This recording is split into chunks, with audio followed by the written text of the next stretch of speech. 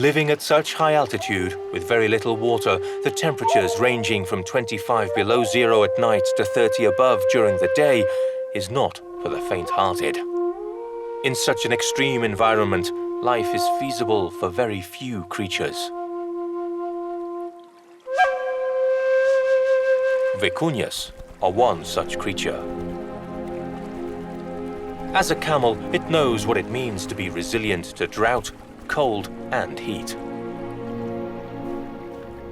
Vicuñas are the smallest camels on Earth and have a light, elegant bearing with their long necks and slim legs. Something about them perhaps even reminiscent of their long-legged pink neighbors.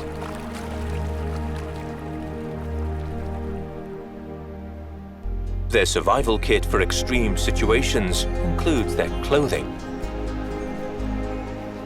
The wool of vicuñas is especially designed for life in the Puna region at between 3,500 and 4,500 meters of altitude. Their coat is made of wool with the finest fibers in the world. This makes it dense and impermeable, and it insulates them from freezing winds and rain. And yet, despite their adaptations to this harsh environment, vicuñas, unlike other camels, must drink every day, so they generally live near the streams or ponds of Puna.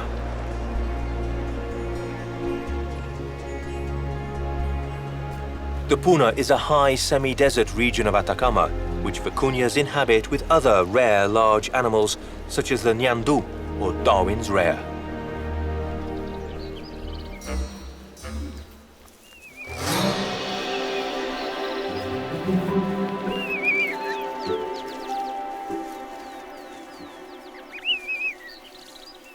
Ñandú and vicuñas share various food sources, usually peacefully.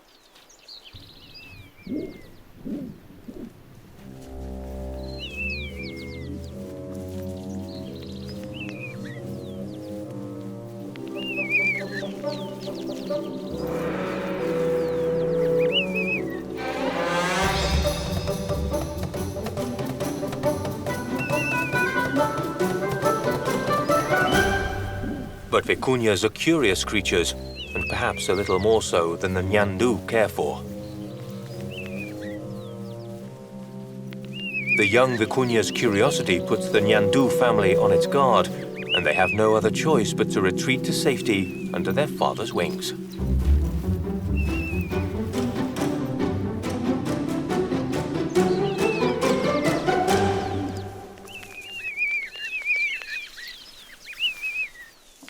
Only after the danger has passed does the family continue with the most pressing activity of the day, looking for sustenance among the sparse vegetation of the desert.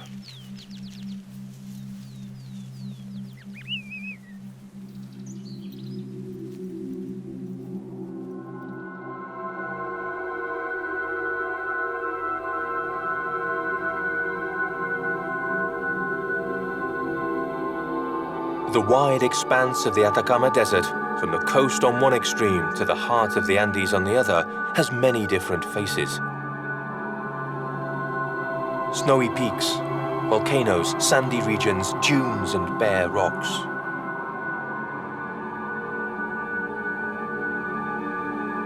Each of these environments offers different possibilities and challenges to be colonized.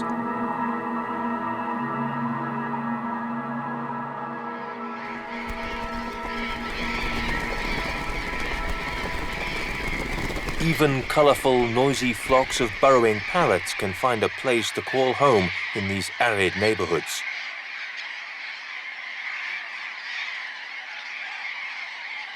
Burrowing parrots know how to squeeze the most out of a hostile environment, and so can live in semi-desert regions where they consume seeds and small fruit. Such places give them a great advantage. Here, they have hardly any competitors. At this time of year, summer in the southern hemisphere, they're in heat and tensions are high. Confrontation is more frequent than usual.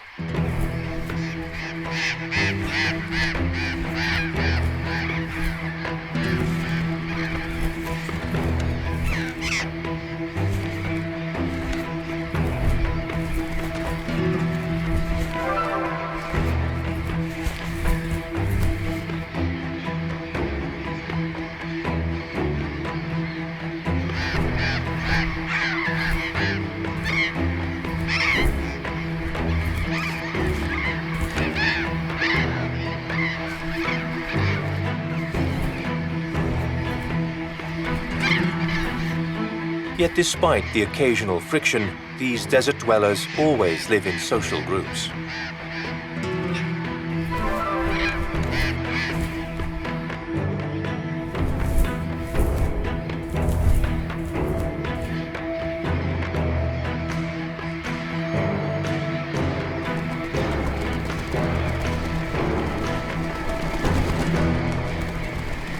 And by extension, breed within the community. Burrowing parrots look for ravines and banks of earth where they dig out a great city of caves with their beaks. Each pair of parrots excavates its own burrow, very close to that of its neighbors, and together they engage in a kind of neighborhood watch over their homes. There are few places to hide in the desert. There are no trees or hospitably hollow logs where you can build a nest, and there is nowhere to hide from the relentless sun. Or is there?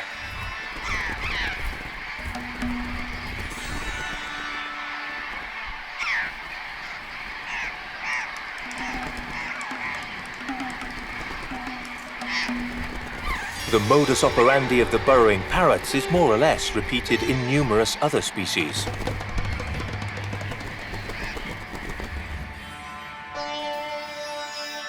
The inhabitants of Atacama really only have one way to escape from the heat and from predators. In the desert, everything seems to happen in plain sight. Security and privacy can only be found in the darkness of an underground den.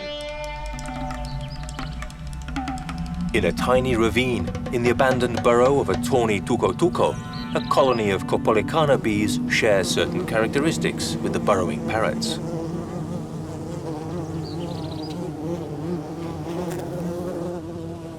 The Copolicana bees have hairy, colorful bodies and constantly buzz around their tiny colony.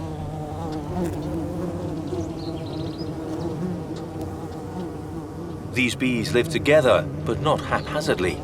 Each has its own subterranean niche, which it must dig for itself.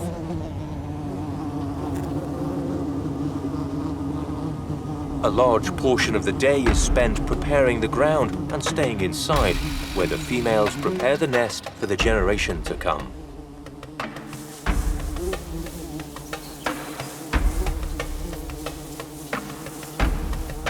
The female bees work tirelessly, removing a huge amount of earth in relation to their size.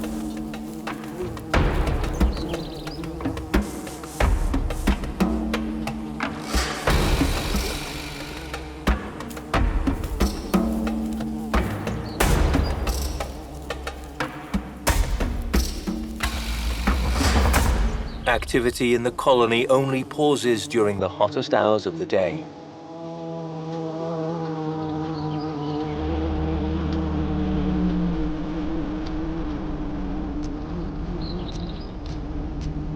The males, paler and grayer in color, ceaselessly fly around the holes.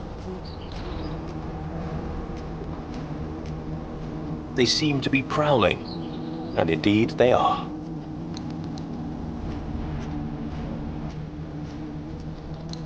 They're on the lookout for a female. There are far fewer females, and so they are in demand.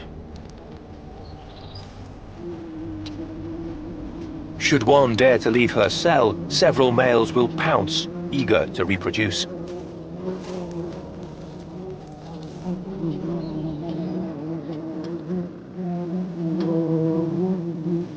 Less an act of love, more a battlefield in which more and more ardent contenders join in the combat.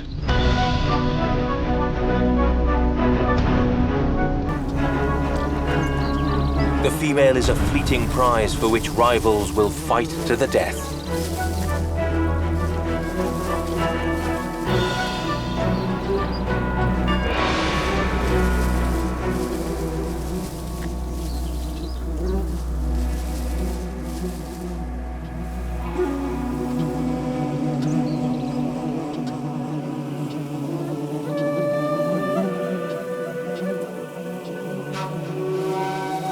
Some challengers, exhausted from their efforts, die under the blazing Atacama sun.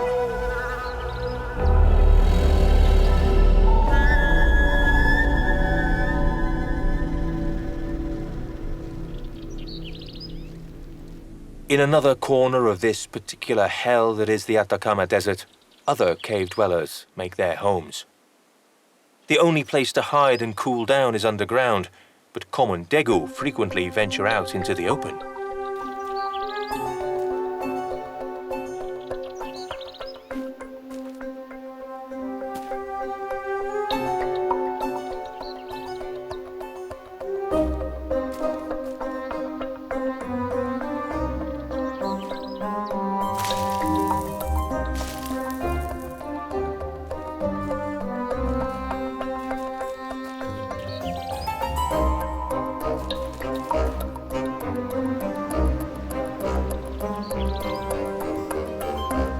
These small rodents excavate their galleries near desert thickets.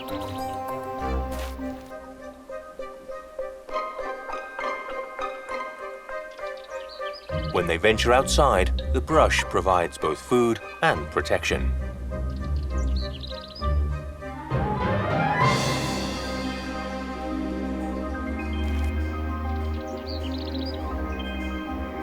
Degu are insatiable. Their priority when eating is quantity over quality, and they gnaw away at all kinds of vegetables at high speed.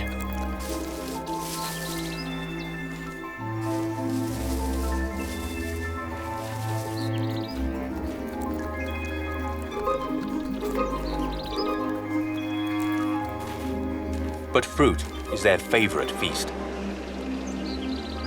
Above their heads, seeds of the Roman cassie ripen. Each time one falls to the ground, a degu pounces.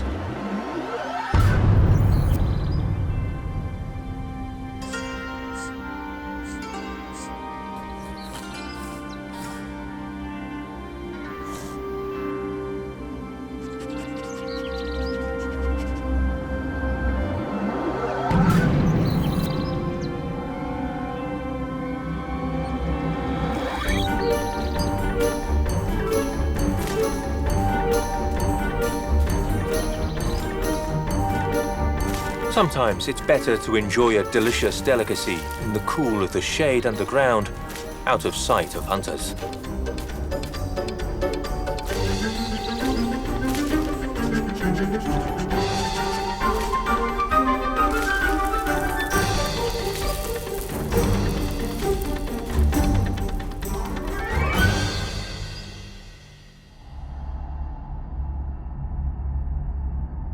In a drier, sparser territory that looks like a minefield, another ground-dwelling rodent peeks out.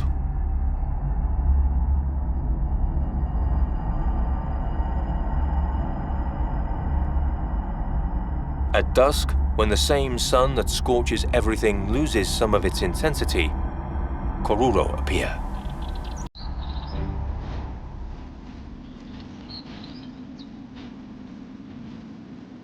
Koruro are hyperactive animals that emerge from their dark galleries late in the afternoon to enjoy a dose of gentle, nutritious sun.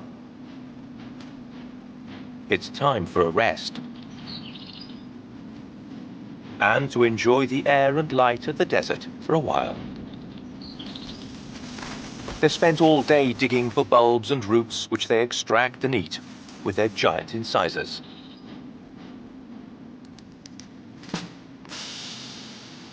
Break time is over.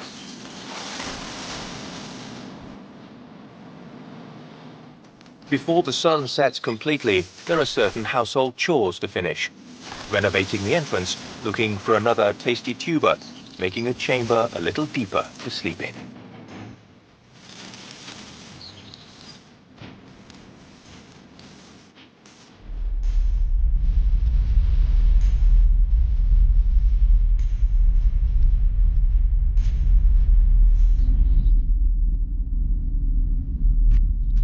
Night soon comes.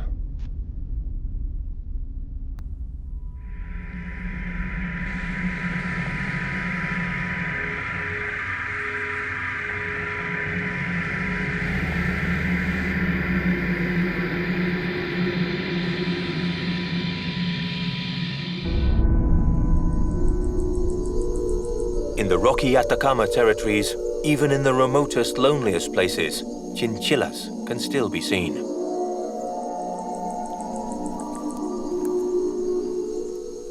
Short-tailed chinchillas are elusive rodents that were driven almost to extinction for their highly sought-after fur. These fluffy rodents move in the dark in search of the tough vegetation of the desert. Their coats are a formidable defense against the cold desert nights.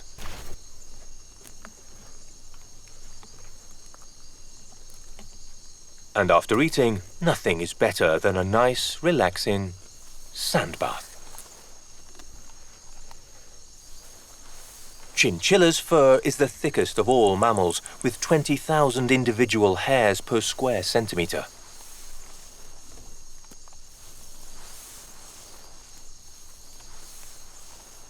There is no better coat than that.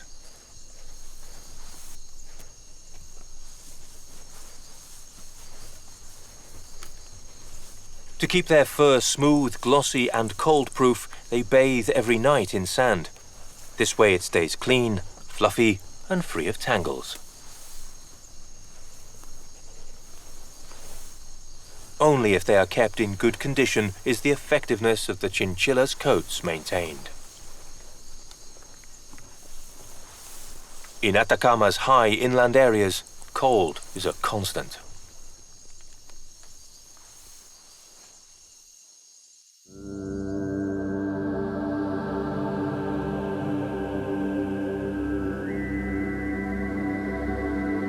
Low-lying regions have a slightly less punishing climate, both wetter and warmer. Clouds arriving from the sea caress peaks and ridges, leaving a dewy residue.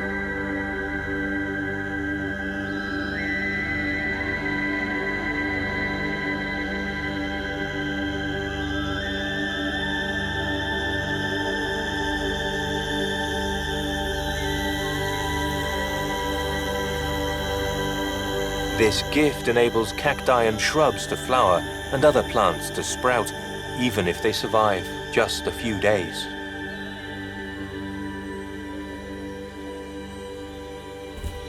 The oasis hummingbird of Atacama takes full advantage of each new flower.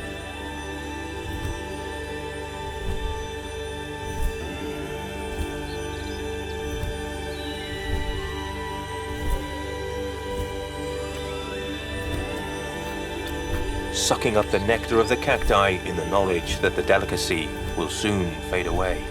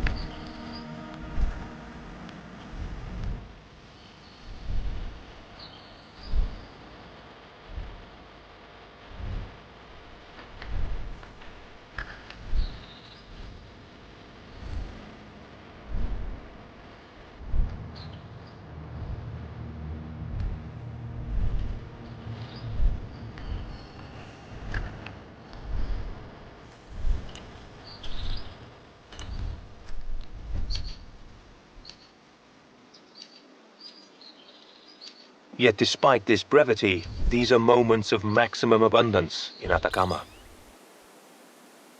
The giant hummingbird will now act quickly in order to reproduce. It has installed its nest on top of an impregnable tower, a spiny cactus.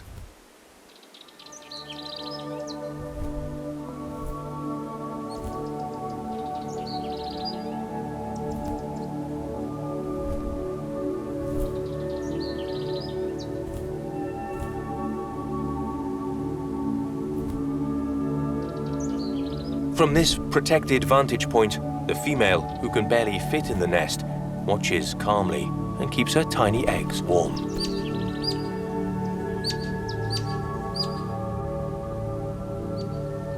The giant hummingbird is the largest hummingbird species, exceeding 20 centimeters in length.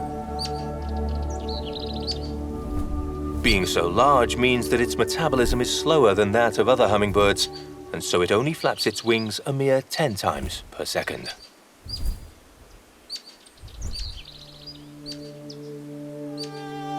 This warmer, lower-lying territory, where cacti and thorny bushes abound, is not the exclusive honey garden of the giant hummingbird. In fact, another giant also lives here.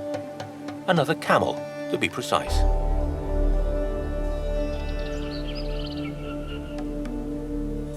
Near the sea, cacti and bushes form part of a dry, desolate landscape.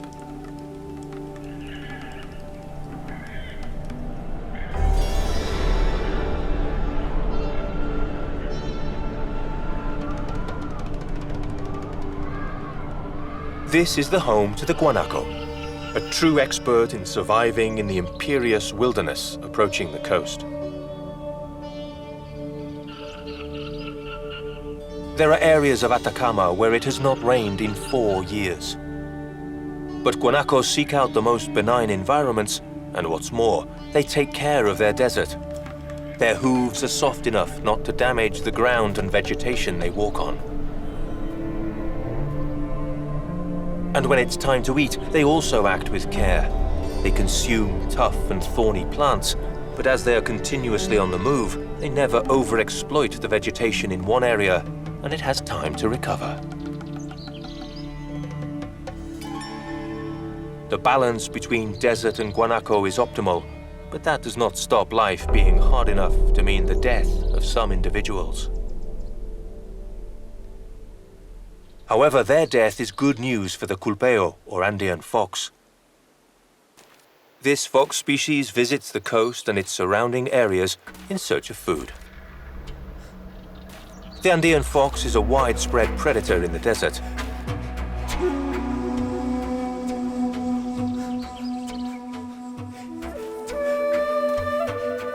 It is capable of hunting baby guanaco, but this is a tiring way of getting a meal.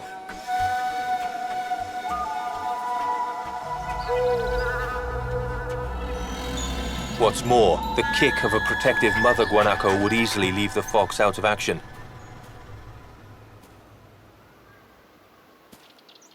So for now, a few insects will have to do. As a good opportunist, the fox knows that the pungent odor of a cadaver might mean a chance of filling its stomach.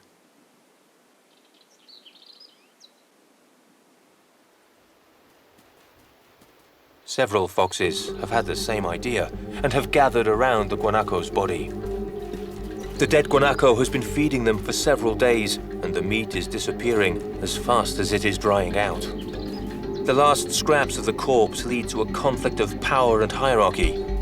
It is resolved, as is usual in nature, in favor of the strongest.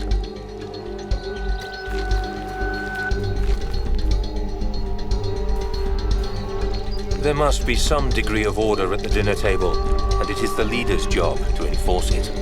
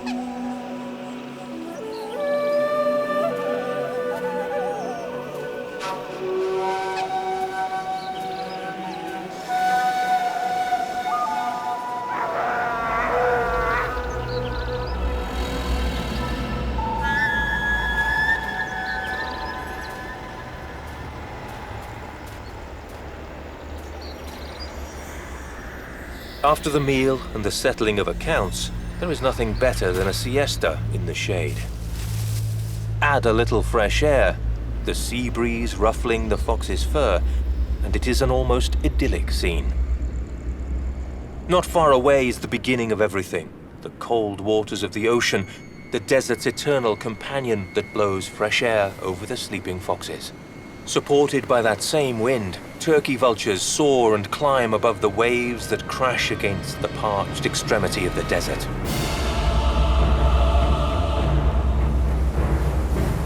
The vultures have found another cadaver.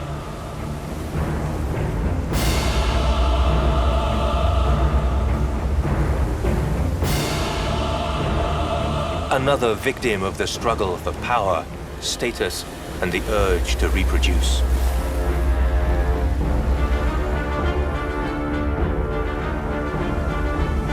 It's a large male sea lion who lost his battle against his rivals and the waves.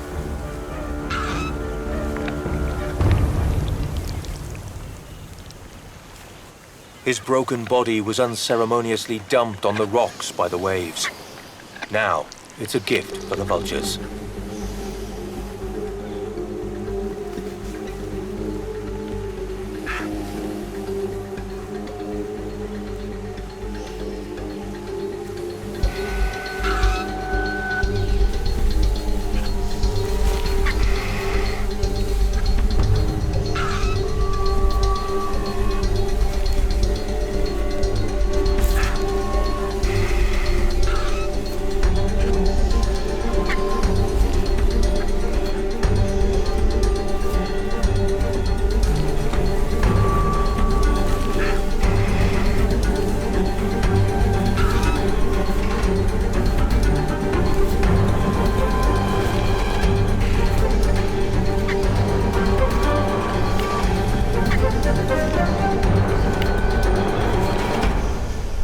Down in the surf, life goes on as if nothing has happened. Young sea lions as ever, testing each other out. They charge, they bite, they bellow and they fight to protect their harems.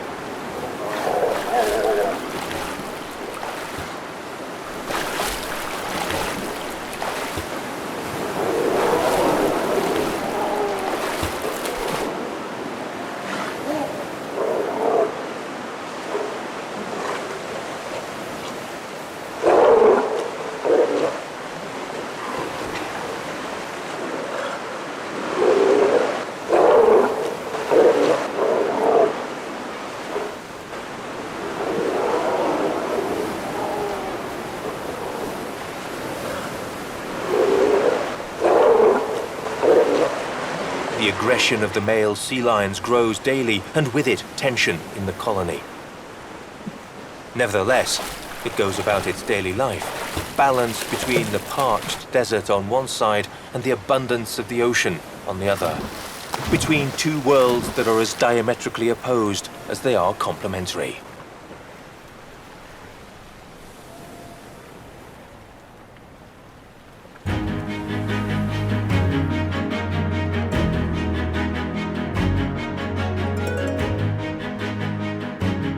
From the peaks of the Andes down to the coast, Atacama is a place of contrasting landscapes, of deserts of different colors, of different textures, inhabited by a variety of battle-hardened creatures, each one eking out a life in its own particular desert world.